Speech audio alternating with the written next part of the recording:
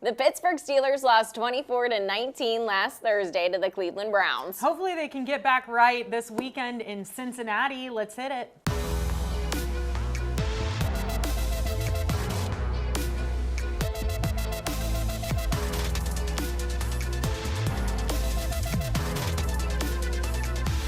What's up, everybody, and welcome back to episode 13 and week 13 of the NFL season. It's episode 13 of Every Blade of Grass with Cole and Cass alongside Cassidy Wood. I'm Suzie Cole. And guys, last week, not only did the Steelers lose 24-19, but it's the first official snow game of the year throughout the entire NFL. But what happens with this loss, Cass? Because there were a lot of miscues, but it wasn't Russell Wilson when you look at paper. Yeah, Suze, when you look at this game, Russ actually played really well, especially considering the elements. I mean, like you said, first snow game. I know a lot of fans were probably really excited to actually see that on their TVs on Thursday night. Just so much fun watching that. I know I loved it. But yeah, I mean, anytime you're in the elements like that, it's going to make things difficult. But yeah, I mean, Russ ended up finishing 21 for 28 for 270 yards and a touchdown. So I really don't think it was Russell Wilson in this situation. I think it was more of some of the coaching decisions that might have happened there.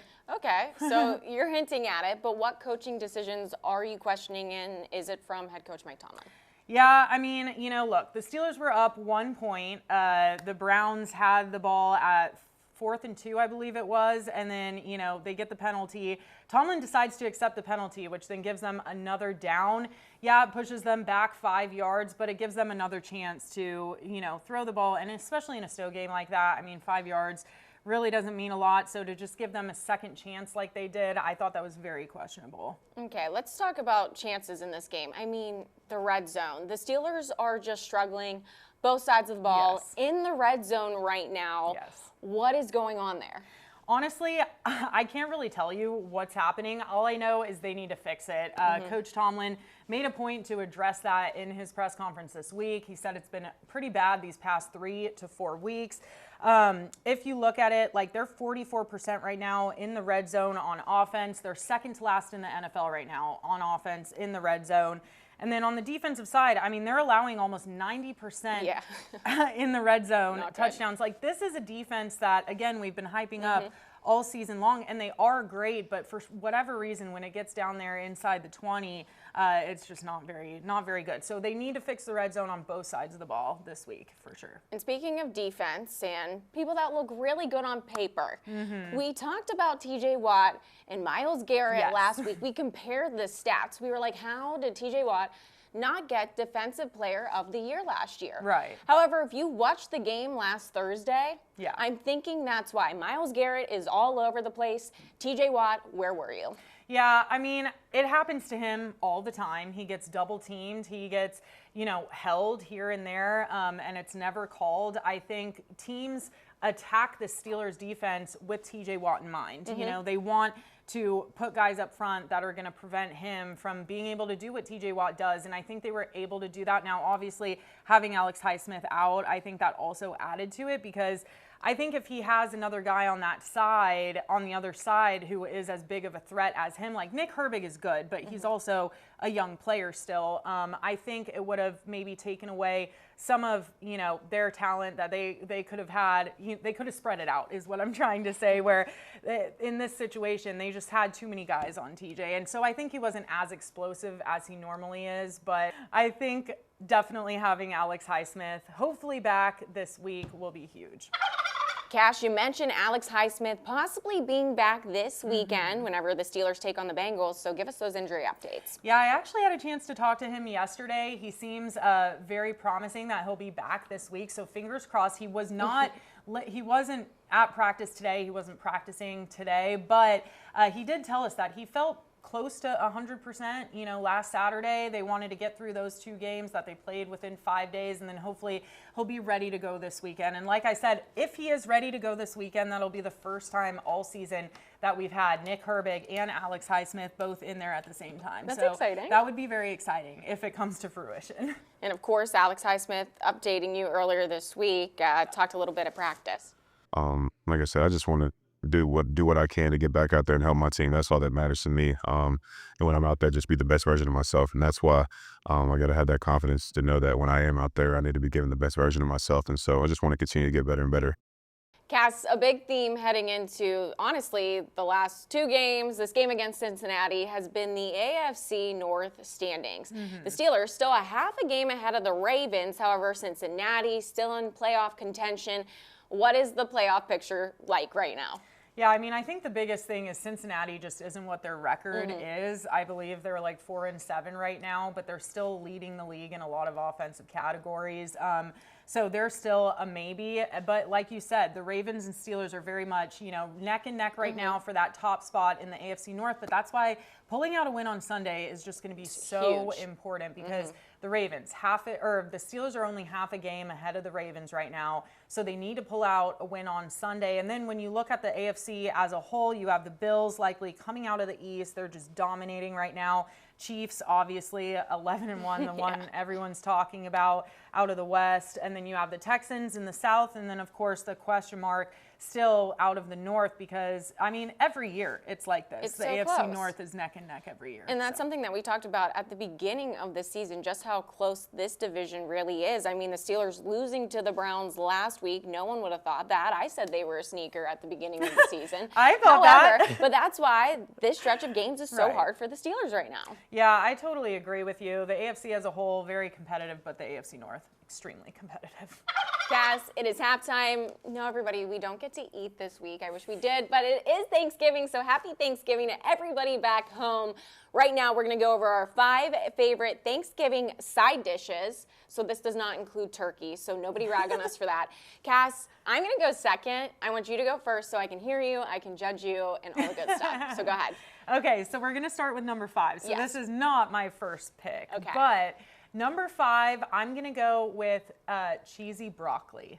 Oh, okay, cheesy broccoli. Like, I feel like it's something that you can eat that's somewhat healthy. You can make yourself feel good. Like, oh, it's broccoli. It's healthy, but it's cheesy, so it's good. I forgot about broccoli. Okay, go on. 4. Oh, okay. So I'm hearing your 5 right now. Oh, all of them. Yes. Okay, so cheesy broccoli coming in at number 5. Number 4, I'm going to go with stuffing. Oh. At number 4. Oh, okay. Because at number 3, I have sweet potato casserole. The sweet potatoes with like the marshmallow on top. I don't know if that's technically a casserole, but we'll just call it that. Okay. If you can't tell, I don't cook often. I have problems right now. Okay, go on. Okay, keep going. Sweet potato casserole. Number 2, I'm going to go mac and cheese. Okay, heavy. Like a deep dish, like type Baked of mac and cheese. Mac and cheese, yes, okay. 100%. And then number 1, I don't know if this is technically a side, but I literally can't eat my turkey without it. So I am giving it the number 1 spot, and that's cranberry sauce. Oh. I literally can't eat turkey Do you do the canned?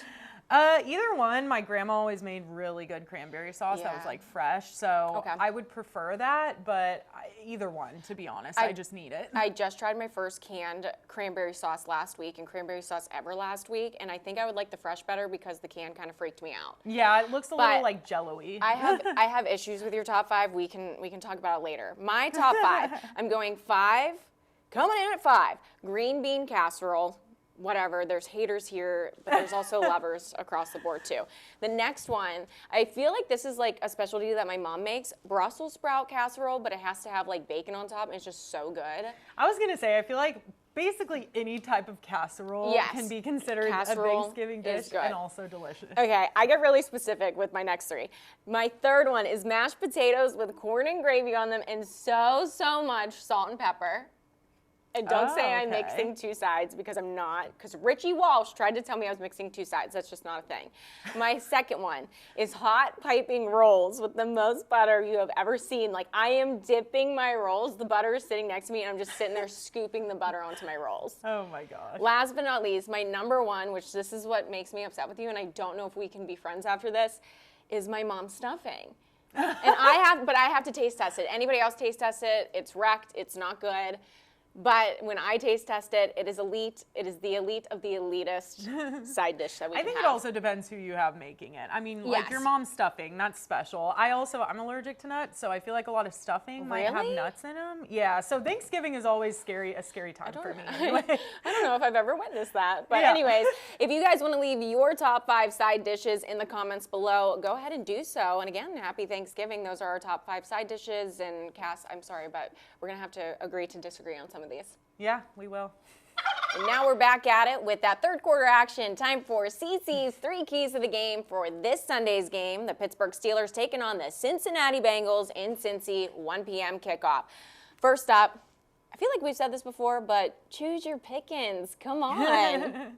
Yeah, George Pickens has been kind of quiet. Like Yes. he's made splash plays, had big catches, but he hasn't really hit the end zone as of late. And I feel like if there's a team that he's going to get into the end zone against, it will be against the Bengals. They're second to last in the league right now in red zone defense. They're also 24th in the league in pass defense. So this will be the weekend for George Pickens to have a big game. This next one is big, I feel, because I feel like the last 2 games, I have really seen it with Russell Wilson in not having the ability to make decisions as comfortably as he was whenever he got back from injury. The O-line needs to show up and show out, because if you look at the amount of sacks that are against Russell Wilson right now, it's not good in 5 games. Yeah, and against the Bengals too, this is going to be huge. Trey Hendrickson right now is the best pass rusher in the league. He has 11.5 sacks right now. That is going to be huge. Russell Wilson is not a very mobile quarterback, as we know. So being able to protect him is definitely going to be key. And speaking of quarterbacks, on the other side of the field for the Cincinnati Bengals, limiting quarterback Joe Burrow. Yeah, I think he's out for vengeance right now. I think he's very angry, especially with the record that his team has. He's been playing outstanding. He threw 5 touchdowns against the Ravens. When the Steelers played the Ravens, they didn't throw 1. So, and the Bengals still lost that game against the Ravens. So I think he is out for vengeance. I expect him to have a big game. So as long as they can contain him, that's going to be huge. The Pittsburgh Steelers taking on the Cincinnati Bengals, 1 p.m. on Sunday, again on the road, Cass, and it's our favorite time. We get to be some gambling gals. Right now, it's Wednesday night, the Wednesday before Thanksgiving. Cincy right now is favored at -3, and the over-under for the game is sitting at 47. Cass, how do you feel about this? Suze, what do I always say?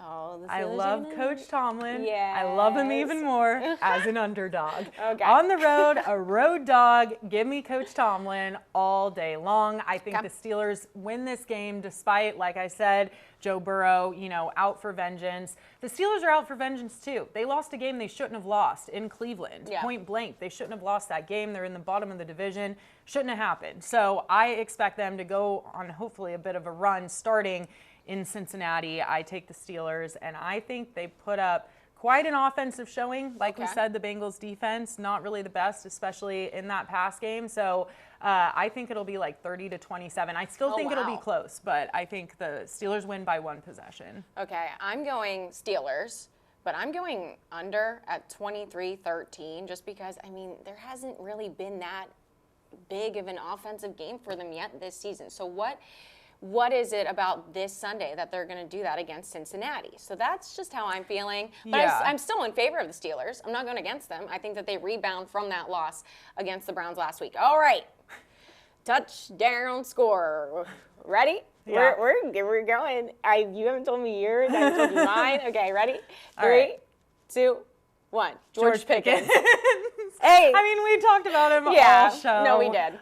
He's got to get into the end zone, you guys. We have to see it on Sunday. With that bad passing defense from the Bengals, it's been a minute since he's been in the end zone. Russell Wilson and him clearly have a connection. Let's see it light up against Cincy. Yeah, and I think it will, to be honest, because the other thing, too, is the Bengals have had really high-powered offenses. Their games are in the 30s. So if the Steelers are going to win this game, they're going to have a high offensive game again. Now, we haven't seen it in a while, so hopefully they do. Again, the Pittsburgh Steelers taking on the Cincinnati Bengals this Sunday at 1 p.m. on the road. Go ahead, follow along with us, tweet at us, leave some comments below, and everybody back home, happy Thanksgiving. Yeah, happy Thanksgiving, guys. See you at Paycor Stadium.